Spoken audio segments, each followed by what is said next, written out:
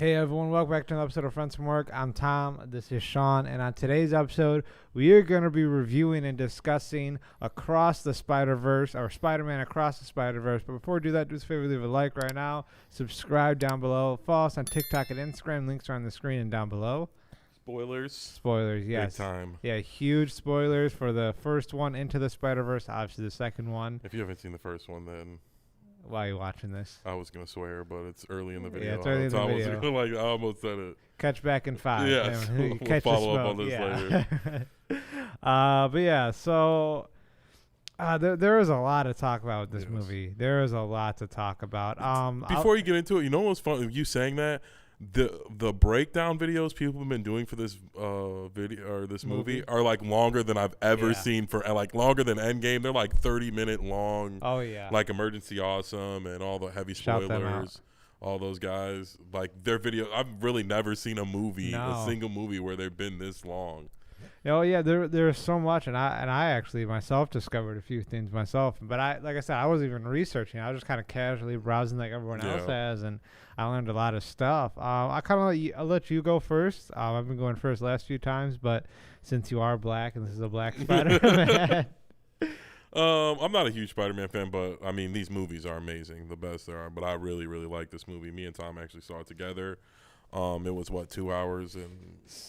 You said it was like 240. 240 or something like it. It didn't feel like that at all. It felt like 2 hours, but I don't know. It felt like it went really quick. I didn't realize it was as long as you said. Yeah, it wasn't boring at all. It was really well paced. It got into it.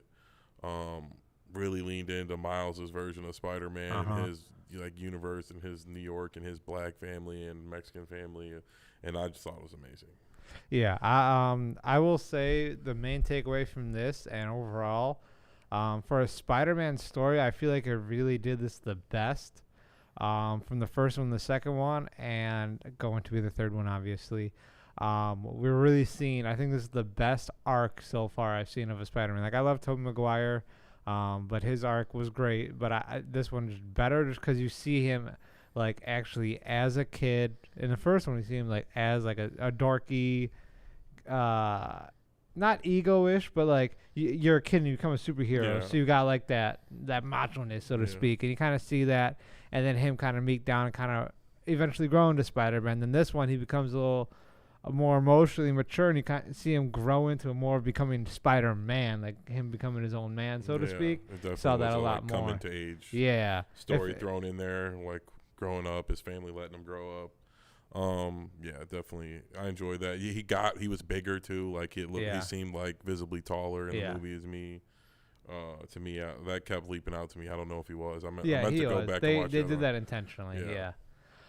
They even did like a little quick cut when they were explaining, how like, oh, let me tell you again. Yeah. They showed him like outgrowing his old uniform and stuff. Yeah, so, maybe that. Yeah, but he was definitely bigger and stronger and faster. Mm-hmm. And his own version of Spider-Man, like I said, he stuck out amongst all these other Spider-Mans they introduced who were really charismatic and cool and what we all imagined. And he was still the best of all of them, it seemed like. Yeah. The attention to detail was obviously the biggest, like the visually speaking, obviously, it was the biggest takeaway. Like the first one blew everyone out of the water from the visuals. In this one, they knew they had to follow up well. Same thing. And the visuals were amazing. Yeah, the music was great. Hit it again. You talked a lot about the music. I was caught by the visuals more so, but you talked a lot about the music. Because I feel like that is something that gets left out in really good movies. If you look back, they all had really well-timed soundtracks. Yeah. Where you didn't even realize there was music playing. It was so good. It felt so like a part of what was going on. And I felt like this movie does that a lot, where like it's really good songs that you don't even realize they're playing in the background because they're just so good and well placed, and they picked the soundtrack is going to be awesome for this. So. Yeah, Metro Boomin's executive producer of it, so that's a cool little thing. Well, yeah, I think my favorite world or universe, whatever you want to call it, we saw had to be Gwen's. Just because her story was dope. It was her nice story was good. Yeah, this movie it was like 35% her. We'll say something like that. It was mostly Miles, obviously, but naturally. Like we got a lot of what was happening in her life. Like she kind of like glossed over it in the first one, but we didn't see anything. No. We saw that like she was in love with Peter. Her Peter was Lizard. Yeah, he turned himself into the Lizard, and then she accidentally kills him. Prom night that they were supposed to go together. Yeah.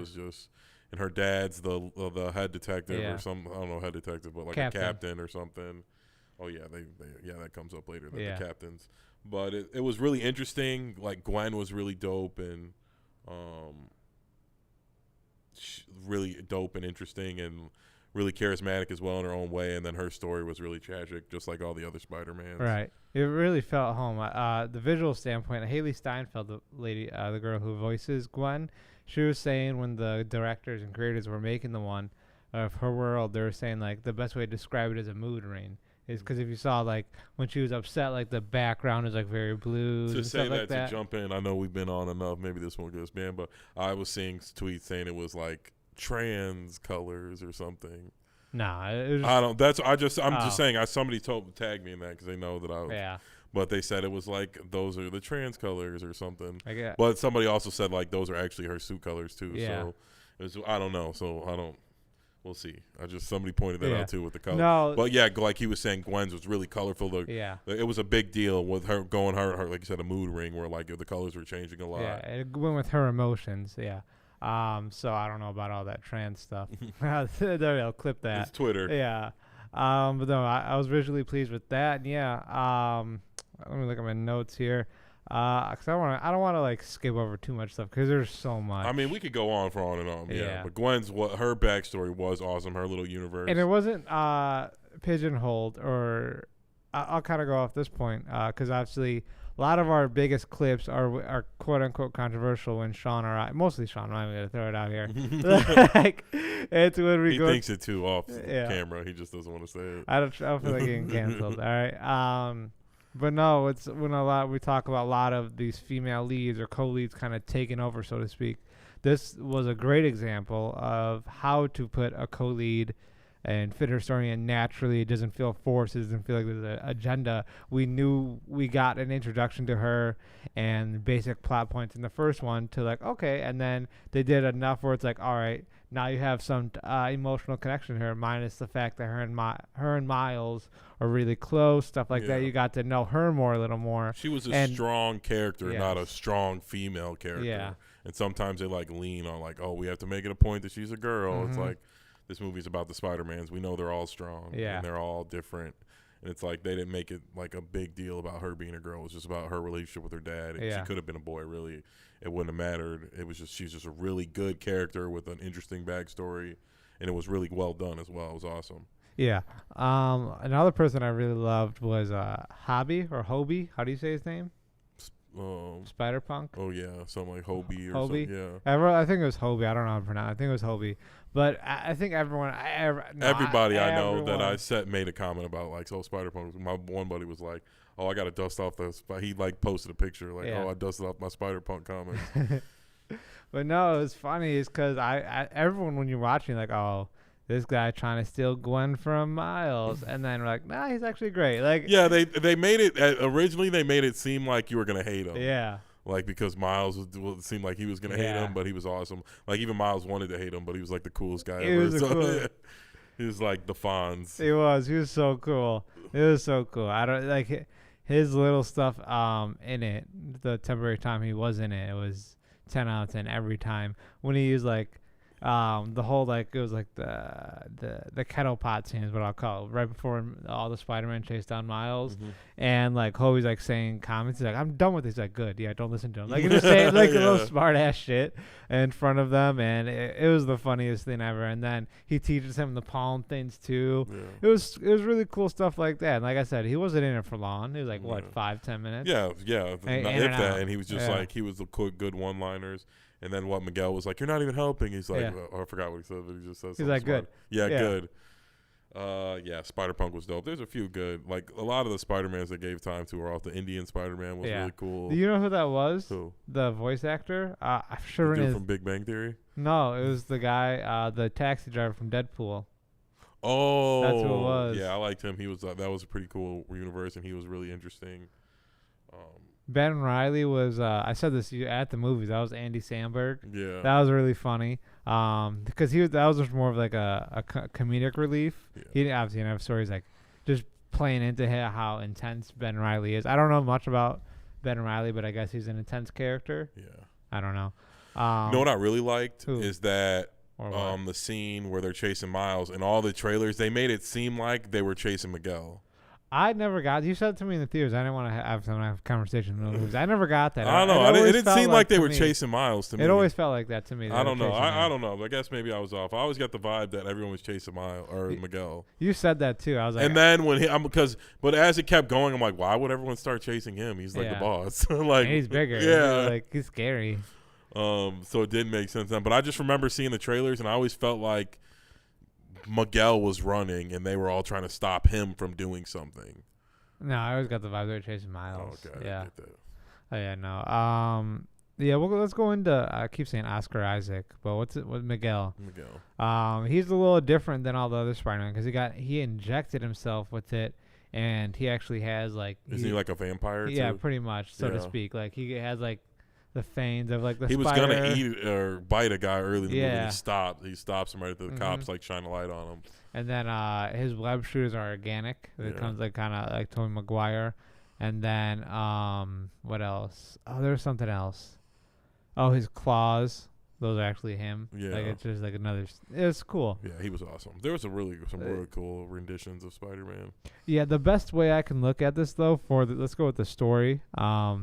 Is the emotional captivation and I think that's the emotional connection, I guess you can say, and of Miles and his story, and like again how relatable it can be. Like we've talked about I forgot what episode, but we've talked about before about superhero movies, how they try to make it, we can also be like Thor or something. Like he says Thor a lot, but it's really just like you just got to bring up common points. Like Miles is a teenage kid who likes a girl, but he's never going to see her again. All his friends are in other universes, but you could have that same concept like, oh, my friend went to another college. It's really relatable to most kids. And we've all dealt with our parents not letting us grow up and us rebelling and all that. Like our dad's not a cop, obviously, or whatever, but just that dynamic. So that's why Spider-Man's always been really relatable. Yeah, I'll say it's not hard to mess. But this part, Miles, is extremely relatable. Yeah, it really connected. Well, like I was really surprised. Like watching, I'm like, wow, like it was. Awesome. It wasn't like I wasn't crying or anything. But like it just really,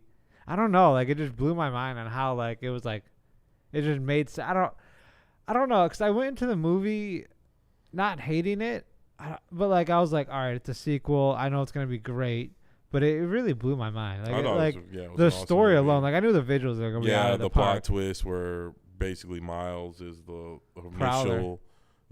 initial anomaly that basically started it all. Like him finding out that like the only reason his Peter's even dead is because of him. Yeah. And things like that. And that was interesting to kind of open up where like they thought it was Spot or somebody else, but it was really Miles who initially started the trouble. Yeah, and there was a clip, and they showed it in the intro where they were talking about the spider bite. There was like a split-second scene when they did that flash. It was a black and white thing. You can see the Earth 42 Miles with his braids who was supposed to get bit, but then that spider got transported to Miles. It was like a split-second scene. Oh, I didn't know that. They foreshadowed at the beginning of this movie. Oh, okay. That was one of the things I found out about. But yeah, it was really cool because you just kind of learned that our Miles of what was this 1610 as I said? Yeah, I think so. That he was supposed to be Prowler from the jump. But then because he took Earth 42's, it kind of switched. Yeah. So it was really cool. Because that world never had a Spider-Man. It was supposed to be Miles. Yeah, Miles. Yeah, and Earth 42 Miles was supposed to be their Spider-Man. They never had his. I didn't realize that outline thing. the spider was supposed to bite somebody. Yeah. And it didn't bite them at all. So yeah. I didn't realize it was supposed to be the other Miles. Yeah, it was really cool. And I will say for this Spiderverse trilogy, this movie has actually said, because I'm looking back a lot on the first one and some videos I've seen as well, is they've set this up as a proper trilogy. And I'm going to say this like with a grain of salt. That typically when you watch a sequel, a lot of the times it's more of a cash grab, so to speak, or just like a natural follow-up, but like they make a new story, so to speak. It's not really a continuation. Like they'll like bring a couple plot points from the first one that have to stay in there, but the way they've written this, it feels like a true trilogy where it's like I always think of like Kill Bill. It's like that. Obviously it's very different movies, but like Kill Bill Volume 2. Where they end and stuff. Like, yeah. It's clear that they were definitely had this in mind. Yeah, it was a clear continuation of the story. And I was really, really, really surprised on how well they did. And everyone talked about this online and obviously in person too, was that ending was just like, it pissed me off at first. I was kind of happy. It was kind of abrupt. That would be like my only complaint, was like it was really building up. You're like, oh, it's like, how's the next one gonna start? Like right in the action. Think so. Like, so it really boiled it up. You're like, that's it. You're like, God damn it. Like, so that part I didn't like, and it just happened all quickly. Like, they all went back to their Earths or whatever, and then like it all, like in like 10 minutes, it all boiled up. Yeah. And then they were like, all right, see you next movie. I like that, though. It's coming out March 29th, by the way. I saw something about March. But yeah, no, I was initially annoyed, similar to Sean, but more I sit with that, I'm kind of glad, because it brings back that movie feeling, so to speak. It's like, it doesn't need an ending. If they're doing a proper trilogy, like I said, to Kill Bill.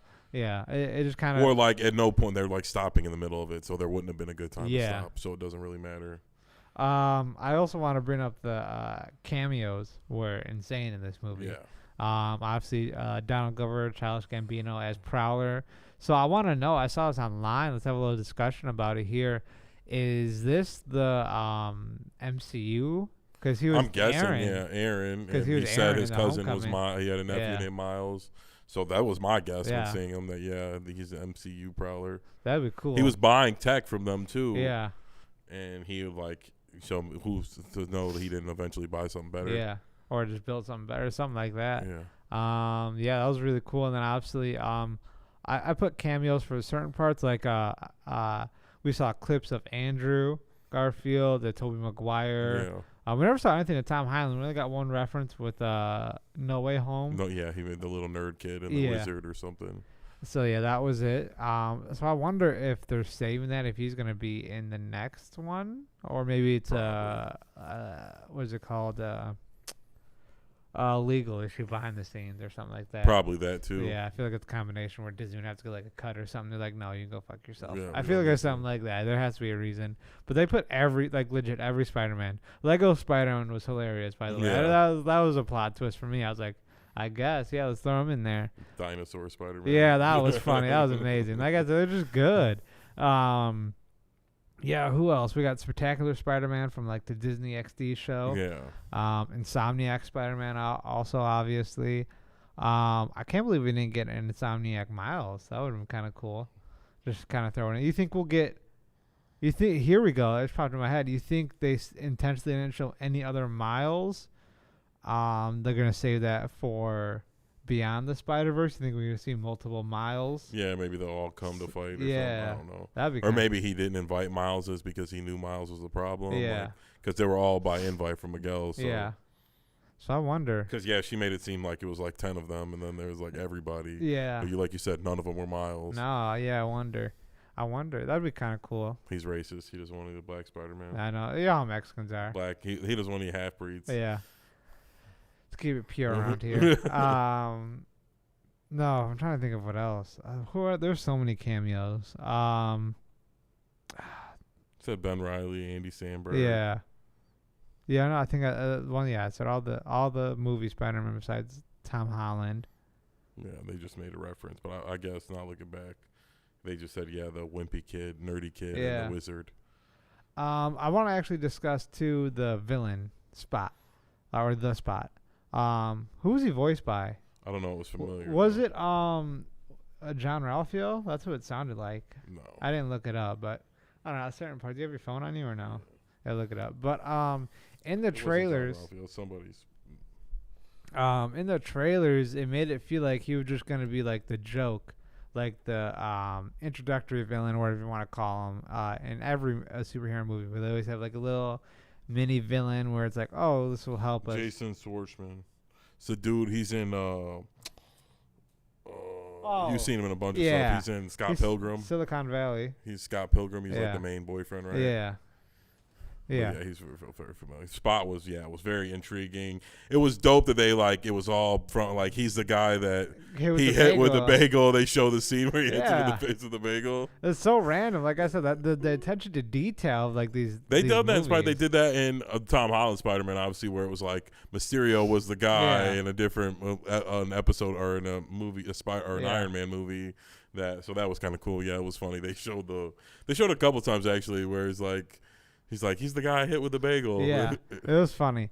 But yeah, no, he just seems like in the trailers like it's gonna be a knockoff villain. Like, oh, let's clean this off real quick. And even in the movie, it felt like they're like, okay, let's just get past this. Then he's gonna carry on with the actual plot, whatever.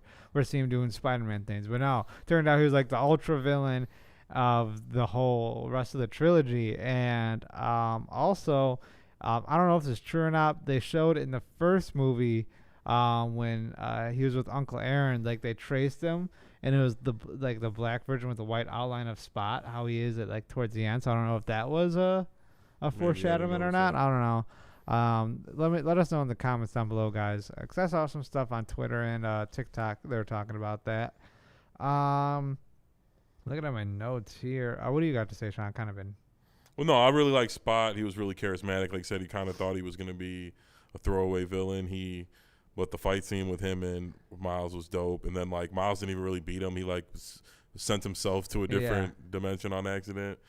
That opening scene was really cool. Like I said, that Miles is, trying to get to his meeting with his parents, typical Spider-Man opening scene type of thing.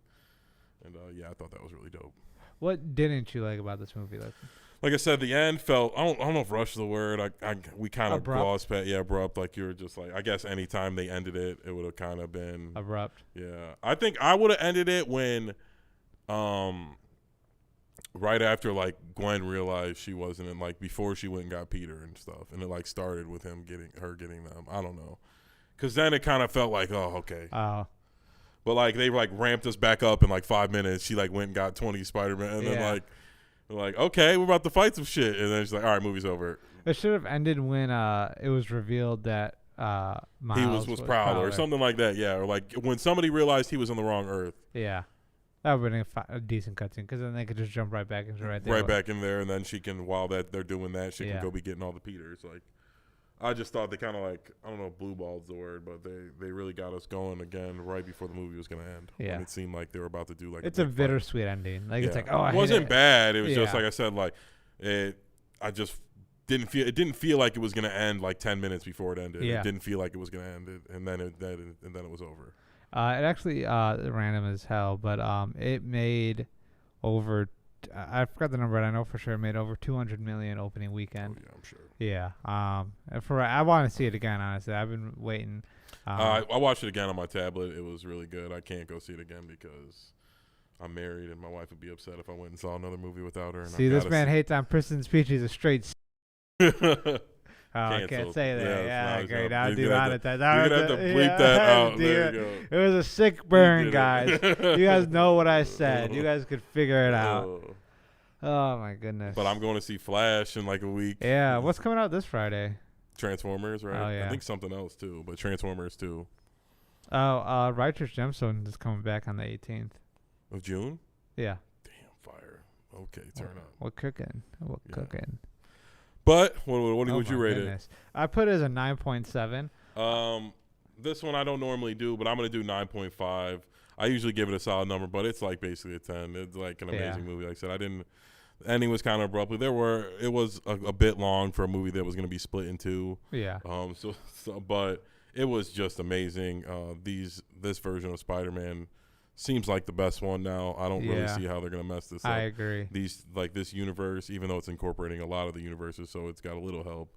But Miles' story is just so relatable. It's so easy to get lost in, and I'm just really liking it. And I'm never been a huge fan of the Spider-Man or their universes or their comics. Yeah. But this story's been awesome, and like I said, I'm glad it's March, but that still feels like way too long ago. With similar to Sean, I do agree.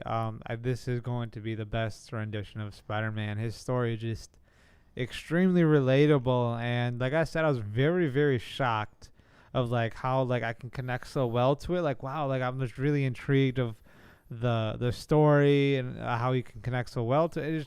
I don't know. Like it's hard to put into words on how well they've done with this. Usually, like I can connect with the movie, but for like a minute or two or certain scenes. But like, I was just so impressed on how well written Miles is and how they really are writing. Like he's had funny moments, but they haven't. I don't know. Like they haven't like made him like corny. No, he's so not to speak. corny Like at it all. feels very He's natural. goofy. Yeah, it just seems like a goofy kid. Like they're hitting all the beats properly, and like you can see like the it doesn't feel like a rushed growth, so to speak. Like and I think that's what's really helping them is like they're not doing this like, oh, this is one movie and this is the other movie. This is a whole story in 3 movies, so it feels like a very natural, raw, true progression and growth. And as a young kid going, well, he'll probably be what? Well, actually, no, it's going right in until he's like 16, 17 right now, right? Like that, yeah, he was 15, yeah.